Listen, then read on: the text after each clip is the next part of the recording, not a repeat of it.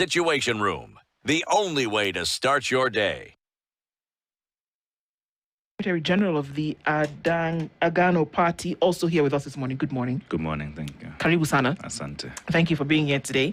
Before we get into things, because we know that it's going to be warmed up quite some, Dennis has taken us to Egypt this week. Yes. We'd love to get your interpretation of the proverbs. 107 million people is the population.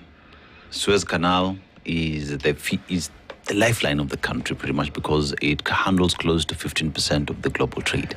But the proverb that we get from them, the beautiful is beautiful, even right after rising from the sleep. How would you interpret it? Ladies, go first. Oh, okay.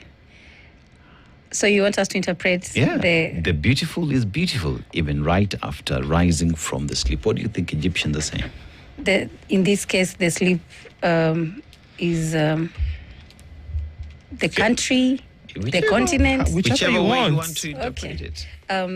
You see, this issue is a global issue. And I think that we have little to no control about it.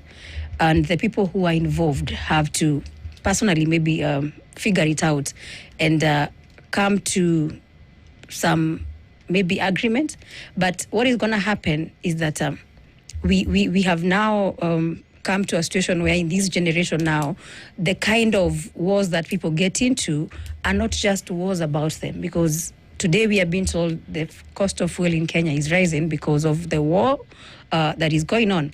But in the next few years or so, as the global village takes up technology and everything else, maybe we would talk, when you talk about the beauty, is that we can't avoid it, but we need to know how to manage it in future, that even if there is a problem, it does not hit us up. You see, the problem we have in Kenya is that the shield we have in terms of our economy is a very thin line, such that if anything happens, even in Tanzania, Uganda, just in East Africa, we are born to get affected immediately. Odanga, how do you interpret it? Thank you. I think it's a question of responsibility and sustainability in terms of planning. To an extent that, just like she has said, we must cushion ourselves by building a responsible culture whereby we build our own systems to an extent that we shouldn't be easily faulted or not strong when things happen around our neighborhood. So it's building a culture of strong institutions and responsibility. To an extent, we remain firm no matter what comes abreast. Thank you. Okay, and that remains, isn't it? All right. Certain things happened. Let's start from last weekend.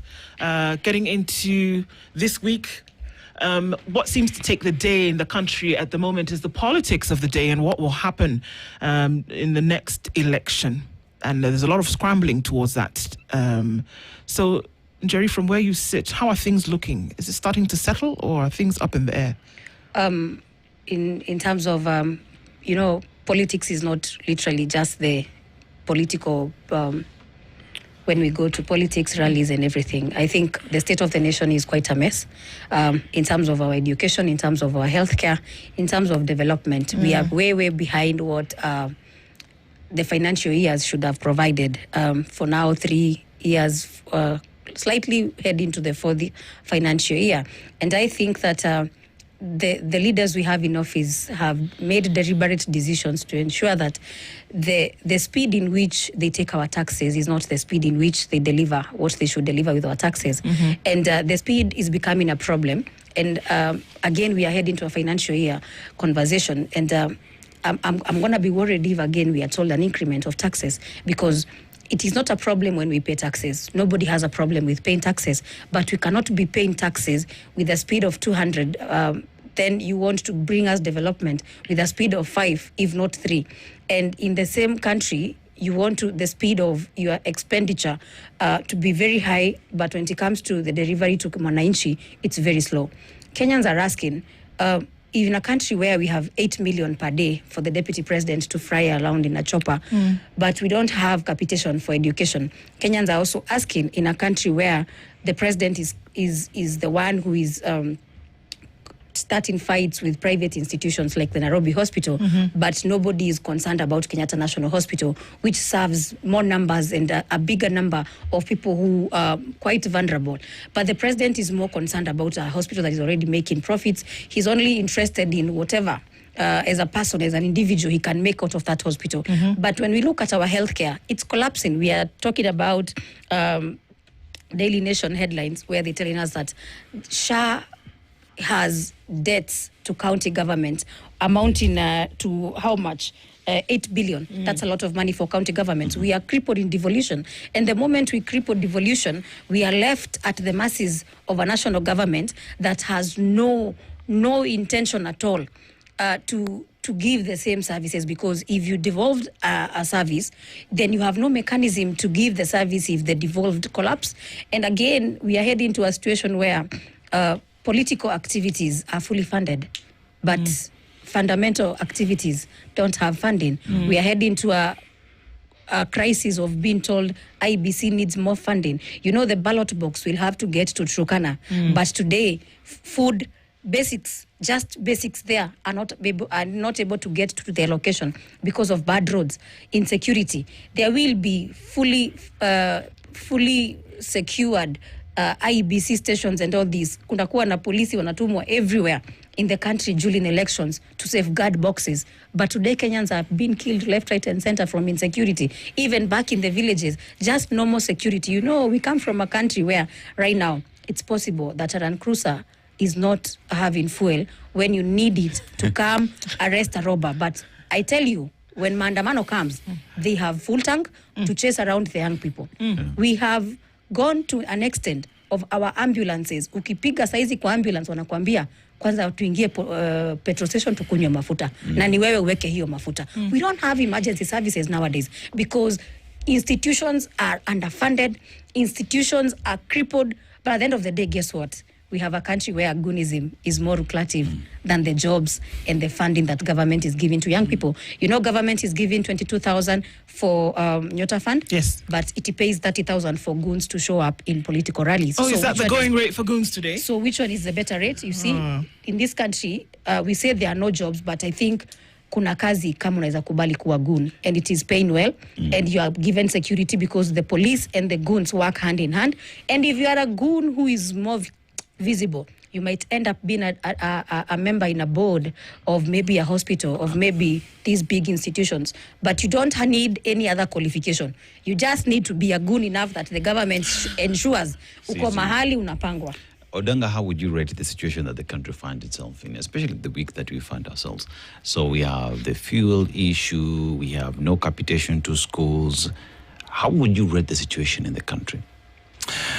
Thank you so much. I think, like I said in the beginning, you know, I'm a political scientist by profession, and we are in a country whereby politics run entirely our life. Each day we talk politics, day in, day out.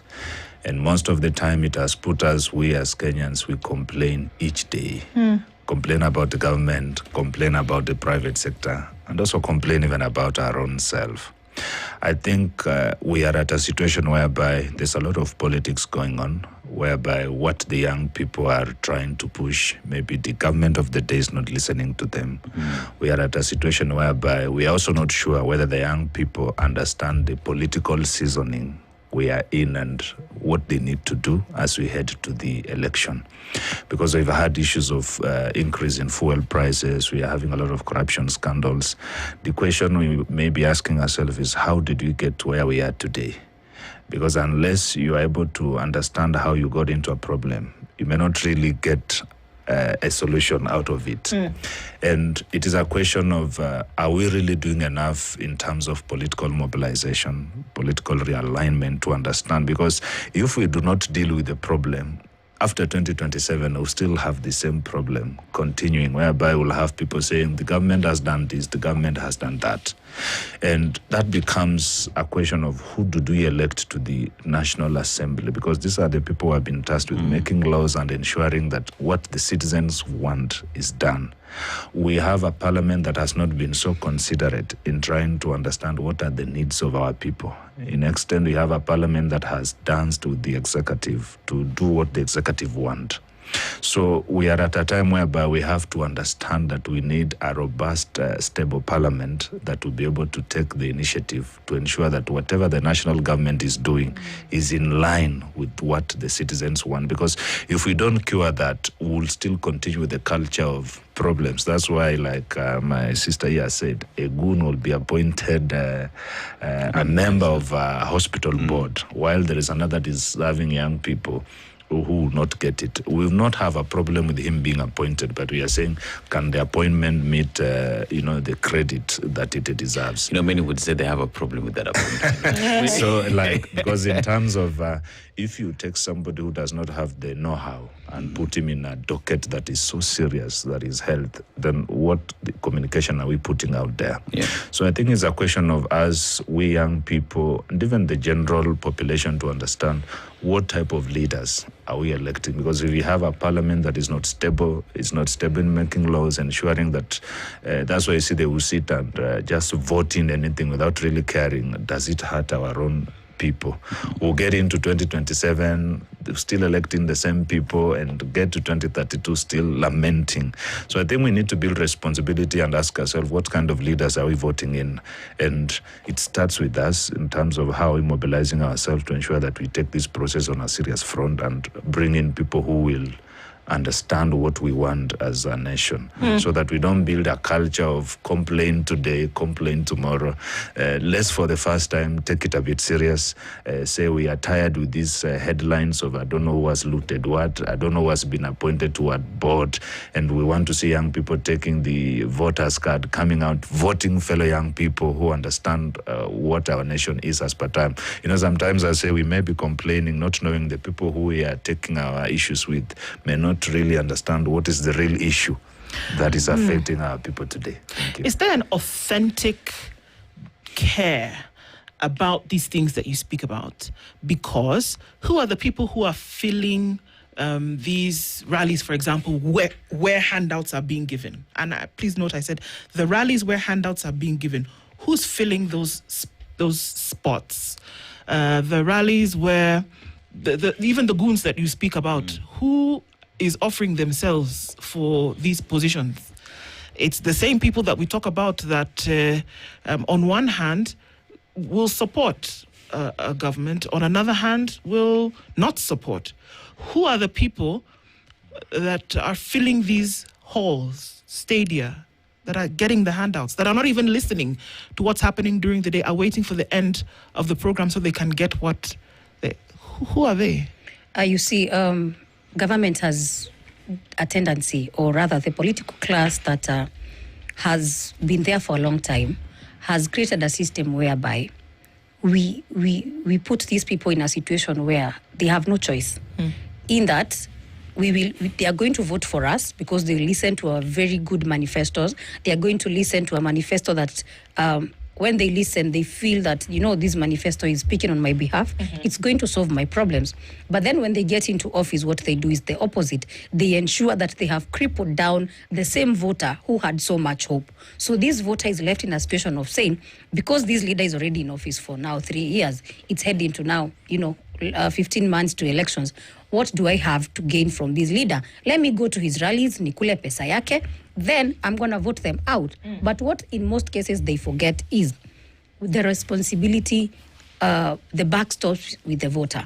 Because I sometimes, as a young person who is vying for women rep Nyandarua County, keep telling the voter that as long as you have made it your business as Kenyans, that every 1 year to elections or 2 years to elections is when you're gonna make money. Yeah. We're never gonna have elections. We will only be having people opening businesses and others closing.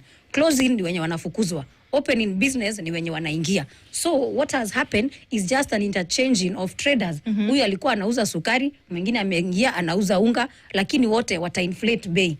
So we need as voters to understand that an election process needs to have responsibility from both the voter and the one being voted for, because unfortunately, the Kenyan voter has raised the bar so high for a leader to occupy office. They have set standards very high. We need you to do this. When you go there, you need to do this. Oh, before we elect you, you need to do this. But the same voter, when it comes to what he should do as a patriotic voter, the bar is non-existent.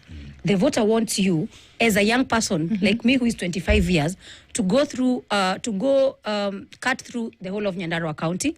When we meet, after I talk to them, they ask me, unatuacha aje, unatuachia nini? They expect you to leave them with chai and some matumbo. They expect you to show up in burials and at least give some contribution to the funeral preparations. And remember, the voter needs to understand there is no allocation in government that is called pesa ya mchango, pesa ya mazishi, pesa ya harusi, pesa ya rorasio. There is no such contributions. Those are the money that any politician brings in those events is supposed to be his personal contribution. And let's be honest, we can't be having personal contributions of an MP in a month running to 4 or 5 million, yet his salary is less than $1 million. So where is this deficit coming from? From your taxes. But you as a voter, you've listened to people tell you, huyu lazima tumfukuze akujangi ground. They are willing to kick out a member of parliament who is ever actively doing representation in parliament. But are they though? Jenny, are they? Are people today? This is the thing. Is there the connection between this person who is at the center of representation? Let's take a member of parliament. It could be a senator. It could be a member of the county assembly. Is there the realization that in the last so many years, it could be 5, it could be 10, it could be 15, that we have not seen that representation, legislation, oversight taking place as a result of this person, and that my next decision will be to remove this person because I see that, and it's not being caught up in the furor or the lovely feelings of an election?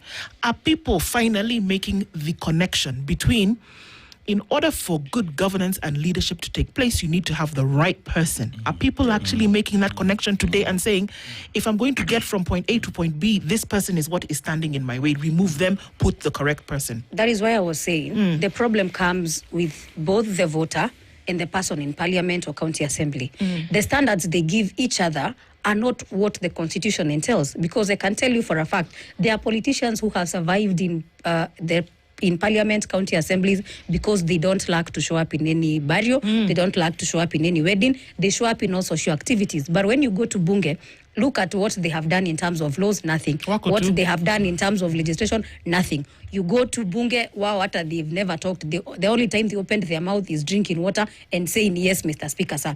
But those people are able to sustain ground with handouts. And unfortunately, the voter does not, information is there. The voter understands that these guys should go to represent them. But again, the poverty levels in this country have made it very difficult for the voter to sustain what a voter should have about a leader. The expectations of a voter are beyond what the mandate of a leader are in this country. But on the other side, when the political class realized that these people don't even know what they should do, they took advantage and made sure, as long as I'm able to attend social events, as long as I'm able to sustain handouts, I am at a good place.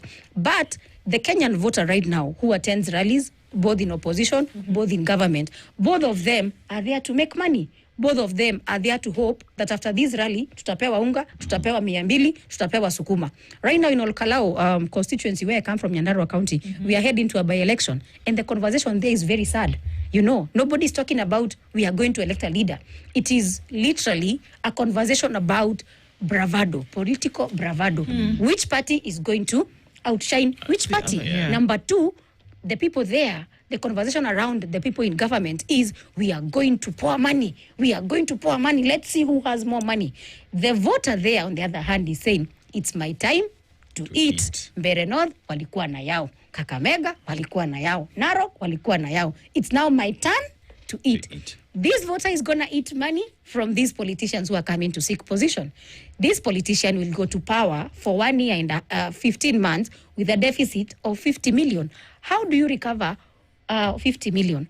within 15 months. You can only ensure that the financial year 2026, 2027, yote, by the time tunafika August, umechukua half the amount. Ndio you, if your budget is 200 million, you take half the amount, then you recover your 50 million and you make your 50 million. Now, who do we blame in this situation? We blame the both people. The person mwenye alitoa hiyo pesa akaenda akamwaga, and the person who received the money. So what I am sustaining as a conversation as a young person, we must have standards for both the voter and the leader. Right. As long as one bar is non-existent, the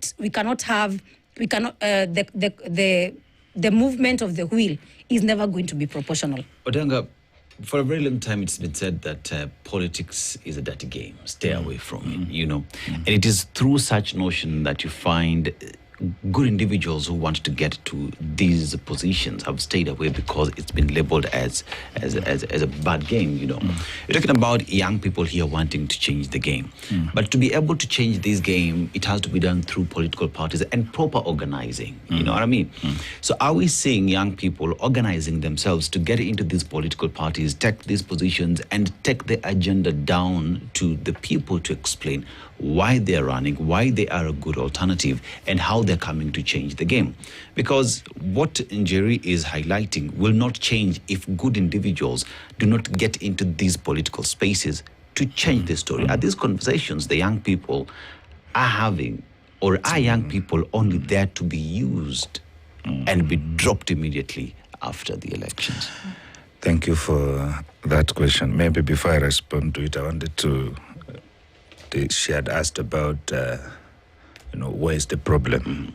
And I think I would say the problem is we, the young people. I wouldn't blame much of the political class because when you're trying to fight a system, you need to understand your own standing. I think to add up to what you are saying, we young people, I will say there's a scholar who said the African voter is the most corrupt voter. Yeah, to an extent, we put our demands out there and we still expect those people to meet the demands. But those people have already bought us even before they get into power. And the question we are asking about, are young people participating in political parties? That is a very critical question because we've seen majority of our fellow young people do not understand the process. You see, in life, you cannot do away with principles. In election, you have to be in a political party, you have to participate, you have to either be a candidate, an aspirant.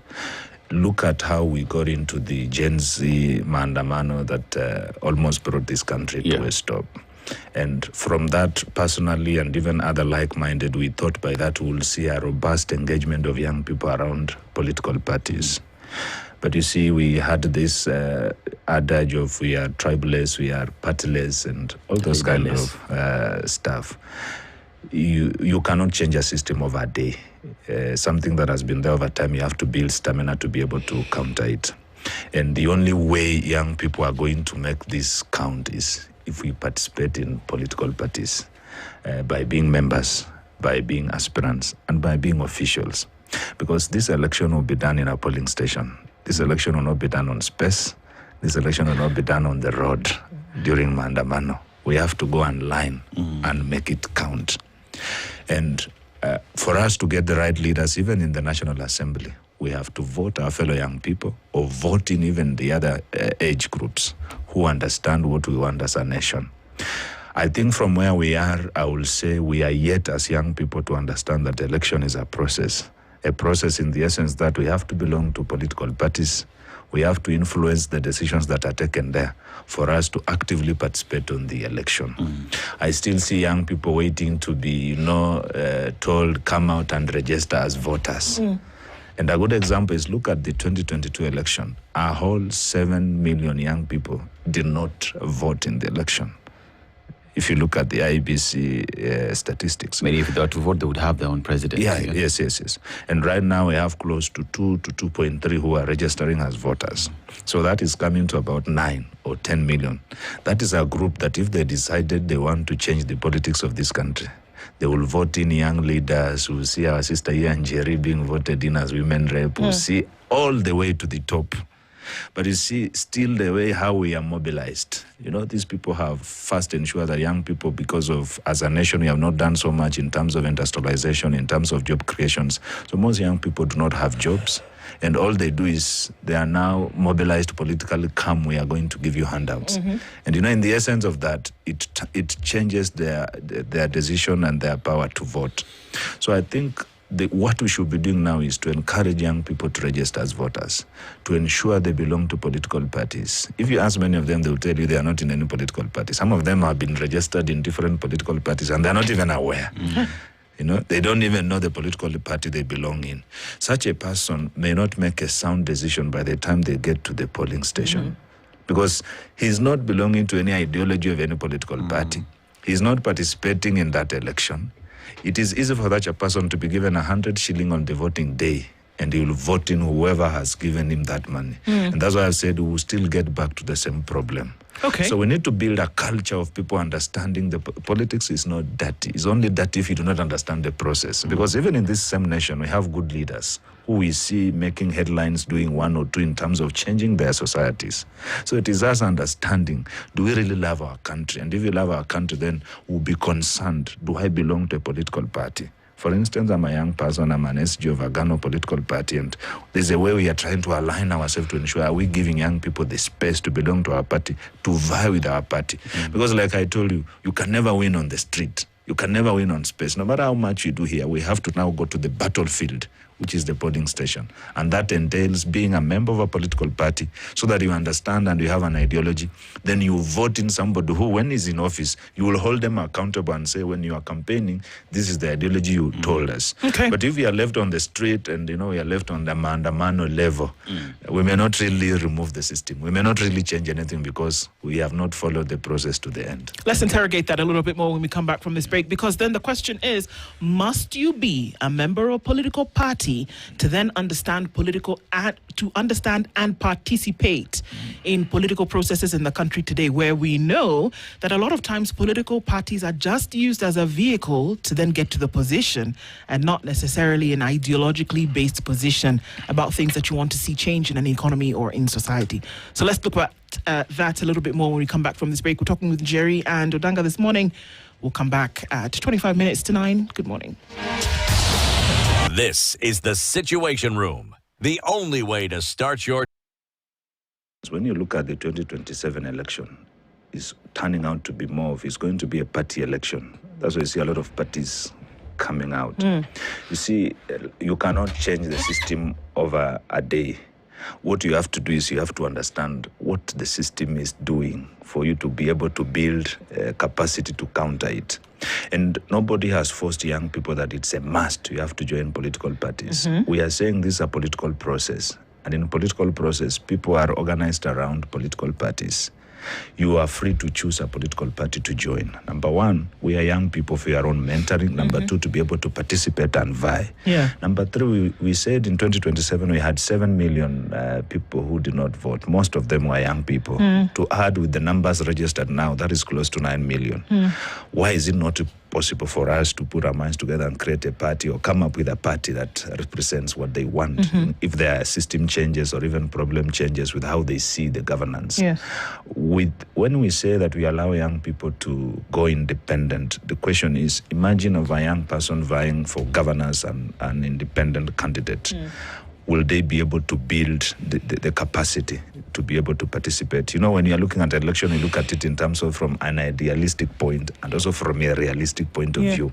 Looking at the 2027 election, we see a lot of parties coming in, so there will be a lot of party politics play. You see, we can't then now say, it's not a must, I belong to a political party, I am being forced, I don't believe in this idea. That's why even in parliament, how comes nobody goes and is voted to sit in your home alone, you don't go to a parliament? It's because that is an established body where people go to make laws. You may have your own reservations and a few ways to see things, but you still have to go there. The same way we are saying, we are talking about parties because you even see the ODM and the UDA. You see even the president, immediately he landed back in the country, country. What he did was to have a meeting between UDA and ODM to try and sort out the issues of zoning and what have you. You see the other side being led by former Deputy Ricard. They're doing a lot of party politics. You see almost 3 parties were launched in these months and given certificate. That tells you that going to 2027, we'll have a lot of parties. So you see, if we understand that is the way to understand these guys and remove them or change what we do not want, then we also have to come up and participate or belong to a political party. Because if we shy away and say being in a political party is an old way of doing things, I'm an independent mind, I can just go on the street, and say, I don't like politics, I don't like what's happening in governance, therefore I'm going to vote out. The essence of political parties, political mobilization. We've seen the former Prime Minister Raila Amolo Odinga, the late, why he was able to, control a lot of ideologies around, because most of his members were organized around a political party. There's an ideology they believed in.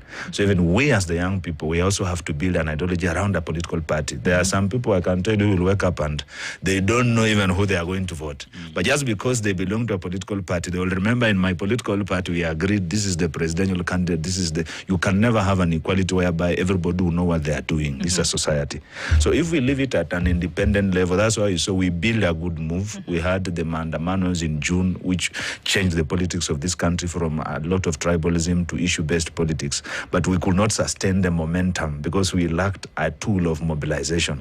For us to get these young people to come out, fellow young people, and vote, we must have a mobilization tool. That is why the political party comes in, so that we are united with ideology. When I look at my sister Njeri, I have not even cared too much to ask her which political party she belongs. But there are issues she's talking which resonates with what I believe in as a person. If we belong to a political party, which is one, it will be easy for us to get others like minds to come and join us to push together. But if we stand on our own, each person is independent, it will be hard to build that momentum. Thank you. Jerry, there is a position that has been said for a very long time. The political parties that we have today are being run by individuals who've been there for 50, 60.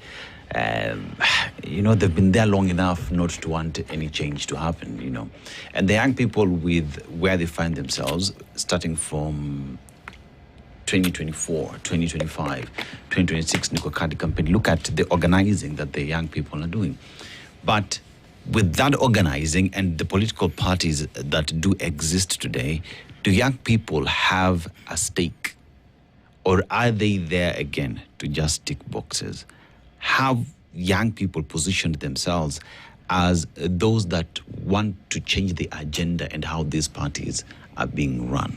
Or are they just there again to say, chama yetu imeleta vijana, but vijana wako pale kuangaliwa, sio kusikizwa? First of all, I'm a member of DCP party that is led by Rigathi Gachagua. And as a member of DCP party, I didn't just join DCP party one morning. I listened to the people of Nyandarua and they told me, yeah, you can be a good women rep, but our ideologies and the people who are pushing our issues and raising our concerns, we see them more in DCP party. And as a person who wants to lead people, you have to lead people from where they want. You can only, you see, democracy is about numbers. And unfortunately, we are not told which numbers, they are just numbers. So if the numbers in my county as a young person are leaning towards this political party, I need to ensure that I join the party. I take charge of what I can be in that party, whether I want to be an active member, whether I want to be an inactive member, whether I want to be part of the policies that are being made, the youth manifestos, the manifestos, economic ones, women charters and all these. And again, also, we as young people, of course, by the virtue of lack of funding, have not been able we've not been able to come up with a party that particularly the party leader is a young person. Reason being, when you go to ORPP, the requirements for you to own a party, you have to have physical offices in a certain number of counties, more than half the counties. Before they give you that certificate, the financial cost that you're supposed to undergo as a group, the young people cannot afford that. Number two, ORPP has regulations that you just can't have a party of young people. You need to have the old agenda. So meaning, even in your NEC membership in your other secretariat, you have to balance between the old, the young, and everybody. So it means even if a young person was to have a party, they have to still incorporate the older generation. They have to still incorporate different categories of people. But what I'm trying to, as a young person, do, because we will not always be there to say we don't have funding. Tomorrow we will have funding. Tomorrow we will be party leaders. What I think we need to make the Kenyan voter and the political space in Kenya understand is that we need to move away from having to have vehicles every other election. We need to try upgrade ourselves to the global way of doing politics, where you stand up for something. Today, when we talk of Democrats and Republicans, we know what they stand for. We don't even need to ask the person who is going to be voted for as a Republican what they'll stand for in terms of economy, what they'll stand for in terms of social policies. We don't need to ask. We know what those we know that side, what it stands for. They can only come in to voice, but the ideology is already there. It has a very strong foundation. So you either implement that or you get out and somebody else comes and implements. But unfortunately, the system that we have in the African countries, our ideologies have a timeline of a certain period. You know, what we stood for right now. Me, I was part of Azimio government that we tried having Baba as a president. But 1 year after elections, the ideologies he stood for, suddenly they changed and he went to broad-based government, and I was left asking, sasa huyu ameenda broad-based. Mimi nimebaki opposition, you know? So as young people, what we need to do, we need to challenge status quo by giving civic education to our, because in the next 20, 15 years, generations will be having a bare minimum of Form 4 education level. So they'll be able to, we will no longer be talking about civic education in Kikuyu language, in Kisii, in Luo language. We'll be having at least a bare minimum of understanding how to read and write and understand what we need as a nation. But again, we need to grow a culture of we ourselves as voters funding political parties. Until voters agree to fund political parties, they'll never be independent, because somebody somewhere is seated with his 15 million and is wondering, which business do I open?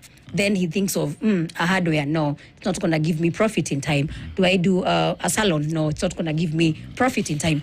But this 15 million, I can fund a party and they give me a slot for member of parliament nomination, and I have a salary like a member of parliament. I have powers and privileges of a power, you know. So this person will look at it and say, instead of me doing this business, let me go take this 15 million to a certain individual, and I'm going to get this opportunity. It has been there. It has been happening. We would be lying to ourselves if we said that business is not happening in political parties. Today, when you hear a police station is being closed down because the person who had given this police station is no longer in the broad-based government, and he has decided, I will not renew your lease. If you look at it very well, you understand that the political class has understood how to hold hostage of very many institutions. Can you imagine a police station is being leased by an individual? We are yet now to hear, mimi nimechukua Land Cruiser yangu, takuwa nabeba nayo mboga. You know, so what we are talking as Kenyans, we need to ensure that the voter, again, takes the responsibilities. And because you see, when Obama was doing campaigns, we saw the $1 campaign. Today, when campaigns happen abroad, they are people-oriented. So this person knows that whatever campaign money I spend is on these people. The Republicans fund their people. So these people go there with a lot of responsibility. Today, when we look at those global politics, I look at a woman who is called Kimi, and I say, if Kenyans would take it up upon themselves to bring in this culture of making sure that our institutions are independent. Because if I fund a political party, I am going to demand for what I want. And chances are, a young person who did not give the money, a young person who did not give products to that party, will have to be compromised. And that is why, as young people, we need to be open to understanding that these systems are very deeply rooted, that we cannot just wake up and fix them today. But because we are learning, so the problem is funding. So what do we need to do? We need to give civic education to the voter to fund. When the voter funds, a party is able to tell you. Because today, I will tell you, today, even if you are a murderer, even if you are a wash person, you walk into a political party with your 200 million, I am telling you tomorrow, you will have your seat placed to the VIP section, and you will be treated with so much respect than a young person. So there's who a does lot of not have work to capacity. do then. There's a lot of in work the to do, I agree. Because it's That I agree. the system is corrupted. Very corrupted. Essentially, what we are Very saying. corrupted. You So can't folks change who in a are day. you can't change it in a day. But then, what And are the also- inroads that you make towards changing that? Because we are saying that. Here we're saying, okay, get more people into the system. Have more people come and offer their services to run. There are people who are doing it today. They want to be the MCA because they've been talking and they say, Yeah. okay, let's get involved. But what we are saying is that the system is already corrupted. It's already Soko ni messed up. chafu. Yeah, no, so what we what need do to we we do, have to what we build need to do capacity as young to- people, we need to build capacity, and we also need to ensure that when we are moving towards the cleaning up of the system, we do it in a way that the lifespan of the changes are not just 5 years, are not just when you are there. You entrench them the same way they have entrenched corruption. Can you imagine today, we are talking about for you to vie for any elective position, the numbers are running in millions. You know, so we need to move away from making politics in this country more about business opportunities, more about what money you made. You know, there are people, by the way, who will this year withdraw money from banks. They no longer want to get profit from banks. They don't want to get the bare minimum. What are they called? Those profits that we get from the bank. They have seen, if I give a politician 10 million, atarudisha ikiwa 15 million. Lakini nikieka hii pesa kwa bank, it will not even make maybe that 1 million. So what we need to do, we need to agree. Me as a young person, mimi nimekubali. There's a lot of work that needs to be done. But also, again, we need to amend our political parties' acts. We need to ensure that we as Kenyans have the knowledge, and we have leaders in parliament who can hold political parties into accountability. Because today, we are talking about somebody was nominated by Jubilee Party, but you'll be seeing them attending PG, the UDA. Somebody was brought into office with ODM, but you will see them in rallies, the DCP. We need to have accountability. Why? Because Why does that nothing will happen? be done to them. So it Nothing doesn't, will be done because to what them. you're saying that it doesn't really, these political parties that Odanga is telling us we must join, it doesn't matter, because you can be a member of a political party, DCP, but then you're going to go for an ODM rally tomorrow and you're going to be shouting the slogan of that particular party. So it doesn't matter. Like you see right now, as we speak today, the political parties, the institutions in this country, not only political parties, parliament, county assembly, and everything else, has become an extension of the executive. By the way, today if you are in UDA and you are seen in opposition rallies, my friend, your files in EACC will suddenly pop up. But if you're in opposition and you attend a government rally, you are safe, you will even be funded, you'll even be enticed to continue doing that. So what we need to change is this extension of executive into public institutions. The moment it's no longer about, the moment I am taken to parliament by DCP party, and DCP party understands that I need to be a DCP member in terms of what I do in parliament, in terms of what I do for my people, to the end. But sasa tukifika pale, ODM, wamefanya handshake na UDA. Ule mtu alisema slogans za Azimio inabidi aseme za broad base. So it becomes a whole mix up. Let me bring in Odanga, briefly Odanga. You know, power is never given. Power is fought for, right? It's taken pretty much. And one asks the question, understanding how political parties play their games, right? Are the young people ready to take that power? Because no one will sit here and see you threaten my position and say, Baba, come, let's sit and have a conversation. You have to get into that space, get dirty, and fight for that power.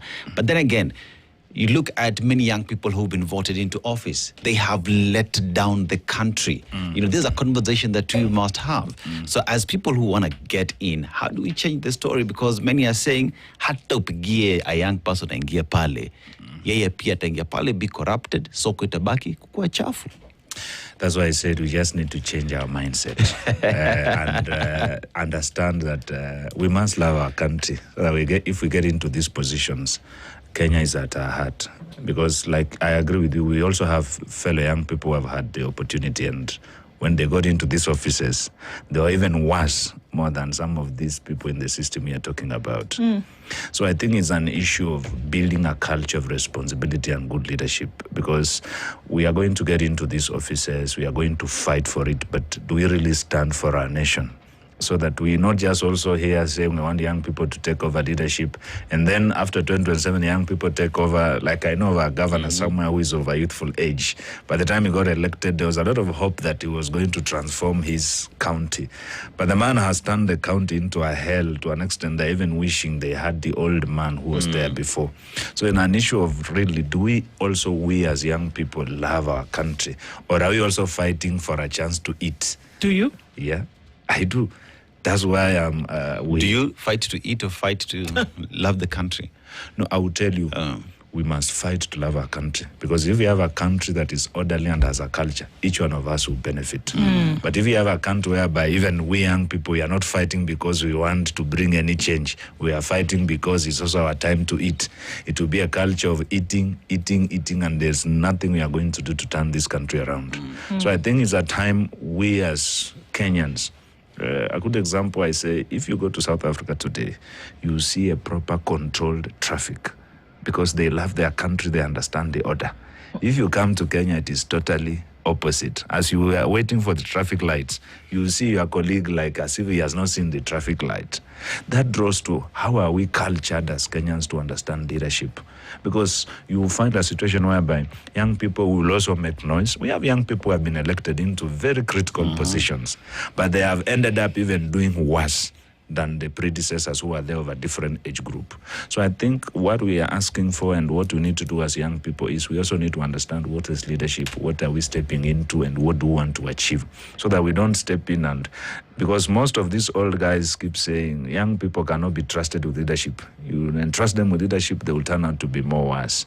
And if you look at the 2022 parliament, has a good number of young people in terms of representation of members of parliament. We've not seen them come out aggressively to push for bills and agendas that will secure the jobs of our fellow young people. So that brings the question is, are we also prepared to take up the mandate of being great leaders and bring the change? Or are we looking for the time to also join in and enter and eat? Or if they're coming out, they're few in number. I mean, we can't run away from the likes of Jerry Minor, who is really pushing for some things and doesn't sleep on and we're not applauding her because it's her job. She said she was going to do it, but we can't also run away from the recognition that it deserves to say that, well, there's somebody who came out as a young person and said, I'm going to do this, and is actually doing it. Our time runs out, but I mean, it's clear from these conversations that certain things have come into the public arena that cannot be hidden anymore. Do you love your country? Are you ready to fight for it? Well, here's an opportunity to do just that. Thank you both for being here with us this morning. National Youth Leader, she's with the DCP party, Jerry Kahiga, joined by the SG of the Agano Party, Odanga Pessa. Thank you very much. You're welcome. Looking forward to the next time. Good morning, 9 a.m. The latest news from around. This is the Situation Room, the only way to start your day.